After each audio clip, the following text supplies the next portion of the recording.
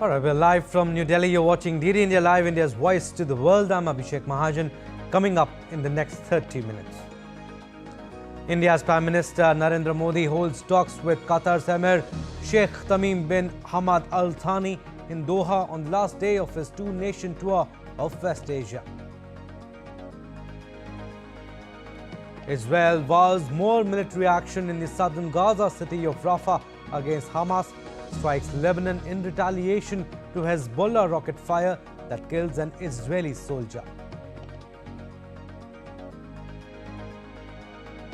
And in sports, India solid on day one despite losing 3 wickets early in the third test versus England at Rajkot. Rohit Sharma slams 11th test done.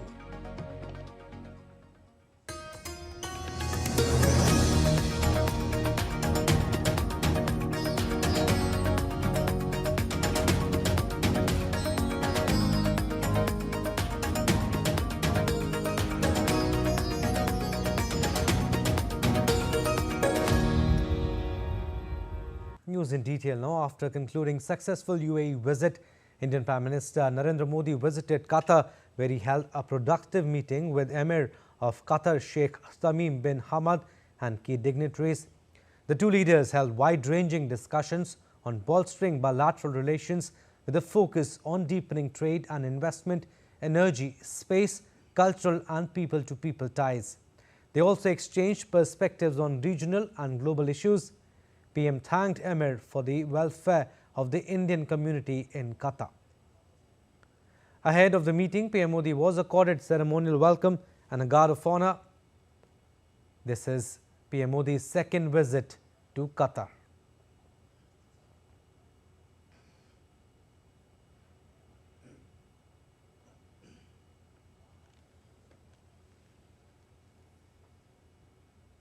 And upon arrival late on Wednesday, Prime Minister Narendra Modi was accorded warm welcome by a large number of Indian diaspora in Doha.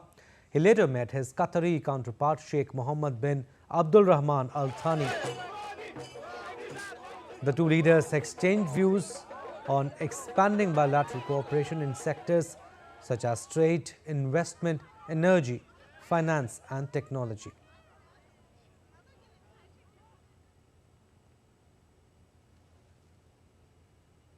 So, Prime Minister Narendra Modi meets Sheikh Tamim bin Hamad Al Thani there.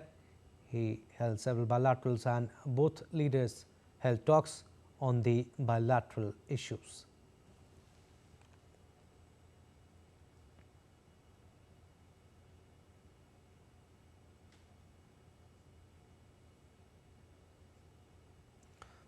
And Israel vowed to continue with a military operation in the southern Gaza city of Rafah, even as calls mounted for it to hold off sending troops into the territory. Israel's Prime Minister Benjamin Netanyahu, who is under growing international pressure to hold off the conflict, gave no indication as to when the offensive might take place or where the hundreds of thousands of people now crammed into Rafah might go. His comments came a day after talks in Cairo on a possible ceasefire and the handover of hostages held by Hamas ended inconclusively, stoking fears among the displaced Palestinians that Israel would soon storm Rafah, which abuts Egypt. Earlier, Netanyahu said that Israel will fight until complete victory, and this includes a powerful action in Rafah as well. And Israel carried out extensive airstrikes on villages across southern Lebanon on Wednesday in response to a deadly rocket attack on northern Israel by Hezbollah. Hezbollah and the Israeli military have been exchanging fire along the Israel-Lebanon border for more than 4 months now, after the Lebanese armed group launched rockets across the disputed frontier. Hezbollah did not announce any operation on Wednesday. The head of its executive council said that Israel's attacks on Lebanon's territory on Wednesday cannot pass without a response. An Israeli government spokesperson told journalists that rocket barrages from Lebanon on Wednesday morning had left 1 Israeli woman soldier dead and another 8 hospitalized. Meanwhile, the government reiterated that Israel is not interested in a war on 2 fronts, but if provoked, they will respond forcefully. And the legal advisor to Iran's president has said that Iran will reciprocate if its ships are seized. This month, U.S. Department of Justice issued a statement announcing the seizure of more than 500,000 barrels of Iranian fuel to clamp down on the Revolutionary Guard's financing network. Court orders by Iran's judicial system have often been grounds for the seizure of foreign tankers by the Revolutionary Guards. Since late last year, global shipping has been disrupted in the Red Sea as Iran-aligned Houthi fighters in Yemen have targeted ships in support of the Palestinian Hamas group in its conflict with Israel.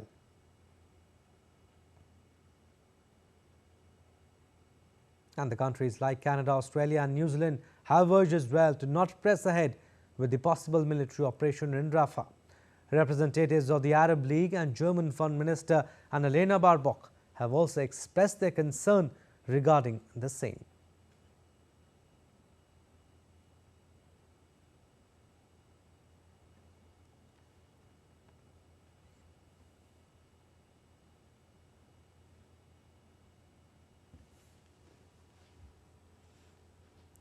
And more support for the Ukraine is at the top of the agenda for NATO defense ministers during their meeting in Brussels. The 31-nation military alliance says it is focusing on increasing defense spending and providing more ammunition to Ukraine. DD India's Ishan Garg reports from Brussels. More support for Ukraine. That's the message from the NATO here. The Secretary General of the 31-nation military alliance says that the bloc is going to move towards procuring more ammunition for Ukraine. He says in the short term, the group is relying on its own stockpile and purchases from other nations. But in the long term, Stoltenberg says countries will have to ramp up their defense production to meet Ukraine's demands as it enters the third year of its war with Russia. In the past few months, NATO has agreed contracts worth $10 billion. And just this week, Germany launched construction of a new ammunition factory in Lower Saxony. At full capacity, it will produce around 200,000 artillery shells per year. This message of solidarity was front and center when NATO members and 24 other partners who make up the Ukraine Defense Contact Group held a meeting on Wednesday. Another meeting of the NATO-Ukraine Council is taking place on Thursday. These ministerial meetings are setting the stage for a NATO summit in Washington later this year. But they also come at a time when members of the bloc have been criticized by US presidential hopeful Donald Trump for not spending enough on their own defense. There are concerns in Brussels that the US could pull support from NATO if Trump wins the presidency in November.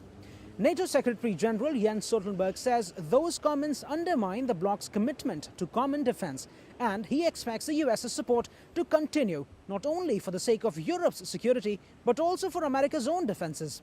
He says countries are spending more money as they have agreed to invest $380 billion just this year. That's 11% higher than last year and accounts for nearly 2% of the total GDP of the NATO countries, even though countries are not individually hitting that 2% GDP target. Ishan Garg in Brussels, reporting for DD India. And Russia's President Vladimir Putin said that US President Joe Biden would be a better US president for Russia than Donald Trump, and dismissed concerns over his counterpart's age and acuity for the role.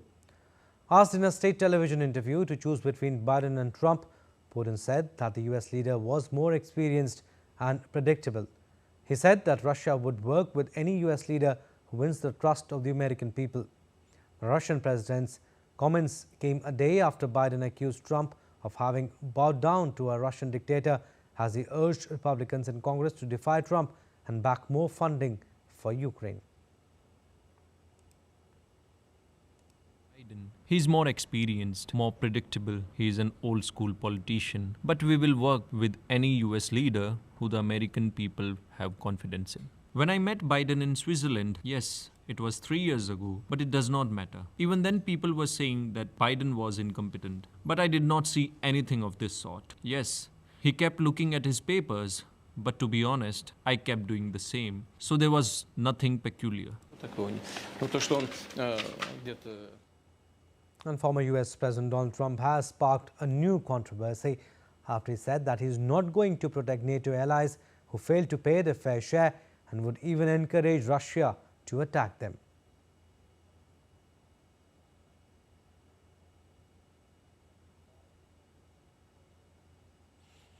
Up and said, does that mean that if we don't pay the bills, that you're not going to protect us? I said, that's exactly what it means, exactly. I'm not going to protect you. And we got our allies to pay their fair share and bringing in over $400 billion to NATO. They weren't paying their bills. You've been reading about it. I've been saying, look, if they're not going to pay, we're not going to protect, okay? And US allies have expressed strong criticism, while NATO chief Jens Stoltenberg warned Europe. Stoltenberg said in an interview that 80% of NATO's defense expenditure came from non-European Union countries. So it was clear that Europe's security depended not just on the EU itself, but on other NATO members as well.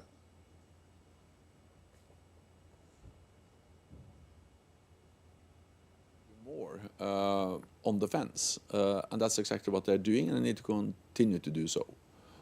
That has been the main message from NATO for years, and I welcome the fact that now we see action. So that's important. But this should be part of a transatlantic joint effort. It should be part of the idea North America and Europe, we defend each other. It's good for North America, it's good for Europe. And the European Union cannot defend Europe. 80% of NATO's defense expenditure come from non-EU NATO allies. Unhinged, that's how Nikki Haley described Donald Trump on Wednesday as the war of words continues between the two Republicans vying to become the party's nominee for the US president. Haley, the former US ambassador to the United Nations, took to the airwaves to lambast her former boss over disparaging comments he had made about her husband, who is serving in the US Armed Forces. Trump hit back in a rally in South Carolina ahead of next weekend's primary vote, which he is expected to win. Benji Hire reports. So then, certainly no love lost on Valentine's Day between the presidential candidates as the race heats up in South Carolina, where early voting is already underway. A win there would put Donald Trump firmly on course to be the Republican Party's nominee to take on Joe Biden again for the White House, and it would likely end Nikki Haley's campaign. She's come behind Trump in all the other primary votes in this process to decide the nominee. And as former South Carolina governor, a defeat in her own home state would be hard to recover from. Initially shy of attacking Trump, Haley's finally turned fire in his direction, claiming only she can be the one to beat Biden. And she's joined several fellow Republicans in criticising Trump's remarks made last weekend, when he said that his administration wouldn't defend some Western allies in the NATO alliance if they hadn't paid enough in defence and they came under attack. But she says she will still support Trump if he is the Republican candidate, though she cast doubt on whether the American people would vote for a convicted criminal. Trump, of course, faces 91 criminal charges under 4 indictments, most in relation to his alleged mishandling of classified documents and attempts to overturn the 2020 election that he lost. That trial for that was scheduled for early March, but it's been postponed. Benji Hire in Washington, reporting for DD India. And a judge in the US city of New York is set to determine the trial date for the first criminal case against Donald Trump. His presence is expected at the hearing, where the judge will also address Trump's motion to dismiss the case. This decision is highly anticipated and will have significant implications. DD India's William Denslow has more. Donald Trump faces 34 felony counts tied to allegations that he made hush money payments to a porn star during his 2016 race to the White House. The man, expected to be a key witness, former fixer Michael Cohen, paid Stormy Daniels $130,000 ahead of the election, and prosecutors claim that Trump reimbursed Cohen by falsely claiming the money to be a legal expense. Trump denies the charges, and his legal team have called for a Manhattan judge to dismiss the case outright. If he doesn't, Justice Juan Merchan is expected to decide when the case, currently bookmarked for March 25th, will go to trial. Meanwhile, on Thursday, a judge in the state of Georgia will hold a hearing relating to misconduct claims against a prosecutor in Trump's election interference case. District Attorney Fani Willis is accused of having an improper relationship with the special counsel in the case, whom she appointed. And on Friday, a separate Manhattan judge is expected to make a ruling in the civil case against Trump, who's accused of inflating the value of his assets for favourable lending terms. Judge Arthur Engoron has found Trump liable for fraud, and New York prosecutors are seeking around $370 million in penalties and to bar him from running a business in the state. The former president says these cases against him are a politically motivated witch hunt. William Denslow in New York reporting for DD India. A U.S. lawmaker, Tom Suozzi, secured victory in a special election, succeeding disgraced lawmaker George Santos. The Republican official faced expulsion from the Congress in December, accused of fraud, money laundering and lying to lawmakers. Seen as an indicator for November's election, the race was focused on immigration, economy and abortion. DD India's Sally Patterson reports. In 2022, Tom Suozzi was replaced in the House of Representatives by Republican George Santos. Now the Democrat has taken back that seat. He previously served 3 terms in the US House, and his victory means the Republicans' slim majority will shrink even further. The special election in New York's 3rd district also offered an early indication of what issues voters really care about, with immigration coming out near the top.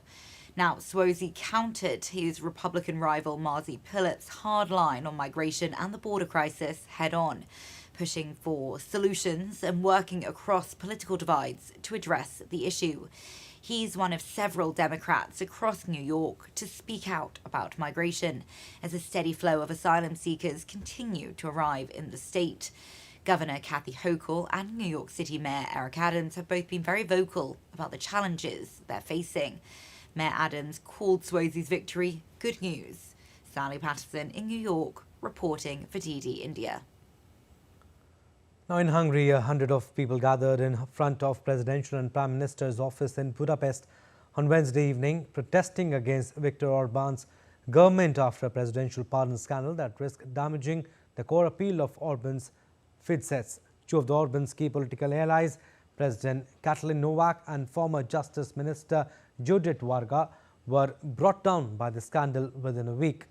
Veteran Conservative Prime Minister Orban has sought to defuse the scandal by submitting a constitutional amendment to Parliament last week, depriving the President of the right to pardon crimes committed against children. Novak resigned 2 days later, but Orban hasn't spoken publicly since Thursday and has made no comment at all on the 2 resignations. Australia's Prime Minister Anthony Albanese voted in favour of a motion in Parliament's lower house on Wednesday calling for the return of WikiLeaks founder Julian Assange to Australia. The motion, moved by independent lawmaker Andrew Wilkie, was passed with 86 votes in favour and 42 against after it was supported by the Labour government. Most members of the Conservative opposition coalition opposed the motion. US officials are looking to extradite Assange from a British prison to the United States, where he is wanted on criminal charges over WikiLeaks' release of confidential US military records and diplomatic cables. Britain has given the go-ahead for his extradition, but Assange, an Australian citizen, has filed a possible final legal challenge to stop it. A public hearing will take place on February 20th and 21st, when 2 judges will review an earlier ruling that had refused Assange permission to appeal.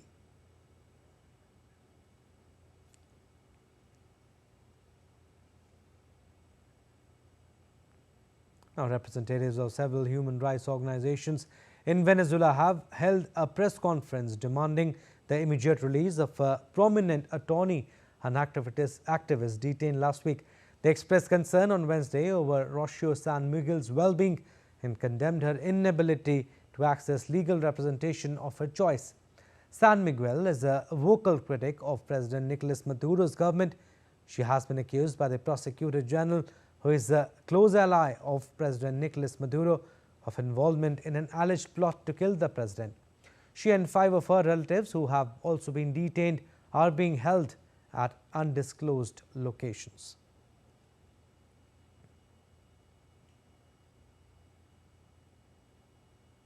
And a gunfire incident occurred outside a landmark railroad station in Kansas City, Missouri, where the Kansas City Chiefs were celebrating their Super Bowl victory.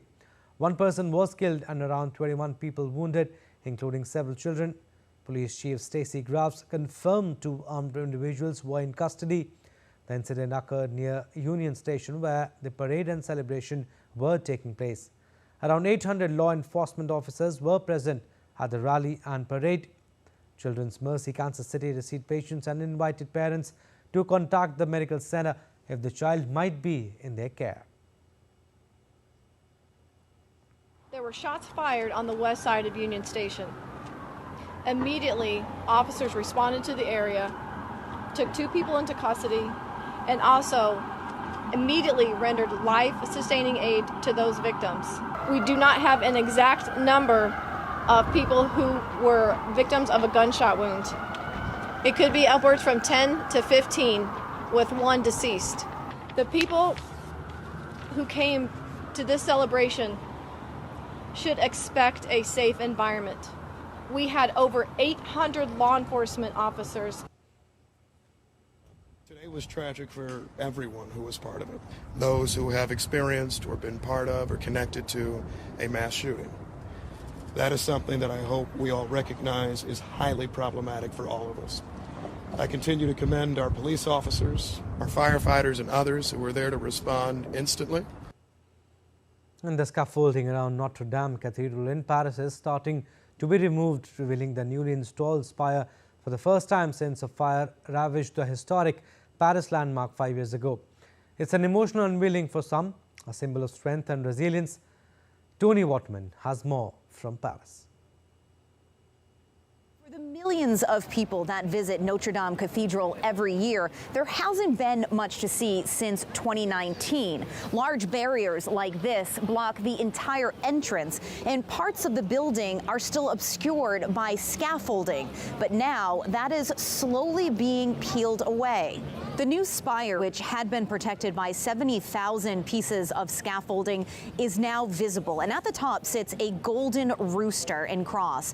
The bird has flaming wings, which is meant to symbolize a phoenix rising from the ashes in much the same way this famed cathedral is doing after a devastating inferno ripped through the attic 5 years ago.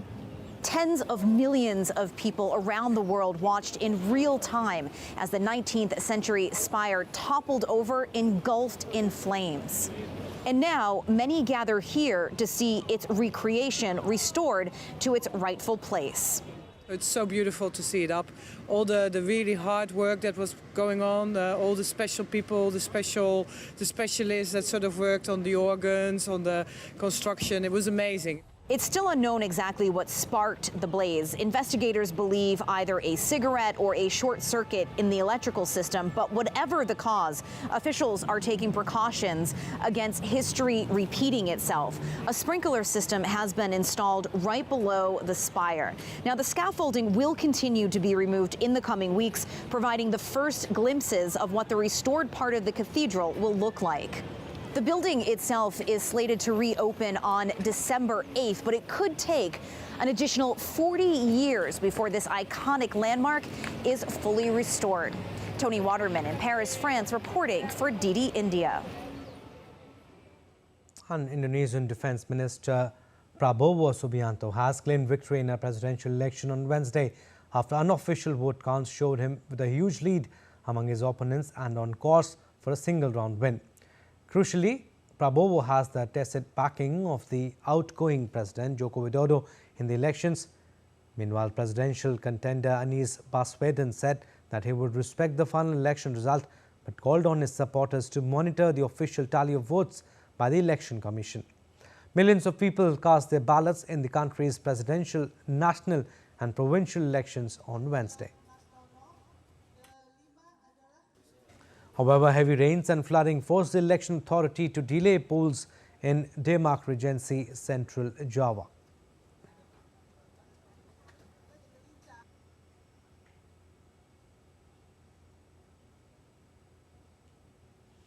Now in Pakistan, intensifying this week's demonstrations against election results, protesters gathered in Quetta, the provincial capital of Balochistan, for a sit-in on Wednesday.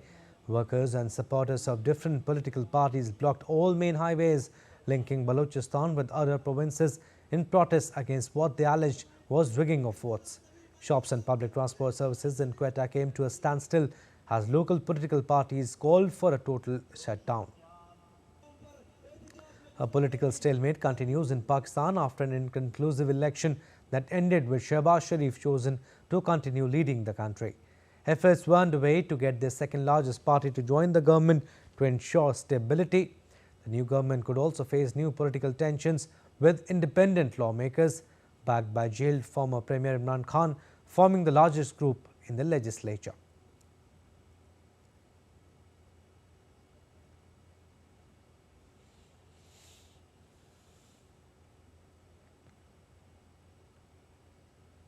All right, weather updates now. New York City gets hit by heavy snowfall as a winter storm hammered the northeastern United States, causing traffic disruptions in the city and prompting public schools to move their classes to online. The winter storm also prompted Westchester County in New York State to declare a local state of emergency. The heavy snowfall hampered visibility in New York, leading the government to enforce reduced speeds for drivers on highways. The impact of the winter storm has extended beyond New York, affecting various states in the northeastern United States.